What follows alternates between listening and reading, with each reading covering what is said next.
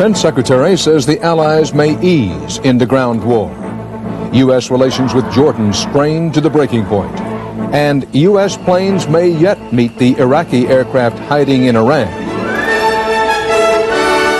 This is the CBS Evening News. Dan Rather reporting tonight with a special War Update edition.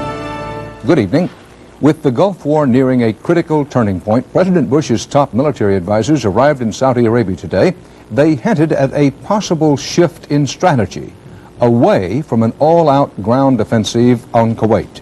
Defense Secretary Cheney and General Colin Powell both stressed the need to save American lives in any ground counterattack. They said ground forces might be used in a limited way, at least in the opening stages of any ground offensive, to make Iraqi troops even more vulnerable to air power. That could be a change of plan, or more likely, say military sources, a bit of psychological warfare, perhaps even a feint, designed to keep Saddam Hussein guessing about the timing and the size of the Allied ground attack. Cheney and Powell will spend one more day in Saudi Arabia and then return to make their recommendations to President Bush. Susan Spencer in Saudi Arabia begins our coverage. The military's top brass comes primed for intense briefings centered on the critical decision, if, or more probably when, to give the go-ahead for a ground war that could cost thousands of lives. The Defense Secretary hinted today that early ground action may not mean an all-out assault. One way to make the air campaign more effective is to add other elements to the campaign, to add the amphibious element or your ground forces in a fashion that forces him to move out of his prepared position. General Norman Schwarzkopf will do the briefings, armed with intelligence data, satellite photos, battle plans, and all the things he does not tell the press. Like the real progress of the air war, which now includes both hard targets in Iraq, roads, bridges, factories, and attacks on the frontline Iraqi troops and long-range artillery in Kuwait. The Republican Guards. French military sources claim the bombing has cut the Guards' effectiveness by a third. Americans agree they're hurt, but the Guards are dug in, and the damage difficult to assess.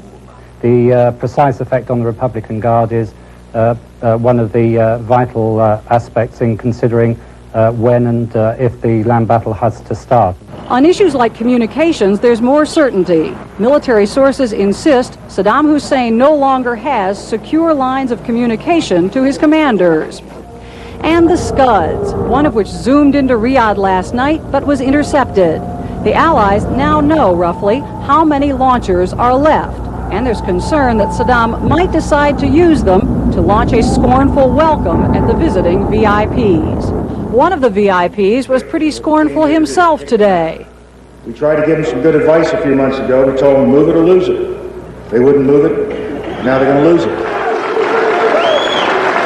But there are the political considerations about ground action that the military won't discuss here. The biggest question, how long public opinion and the coalition would support it if it meant massive casualties and wasn't over quickly. Susan Spencer, CBS News, Riyadh.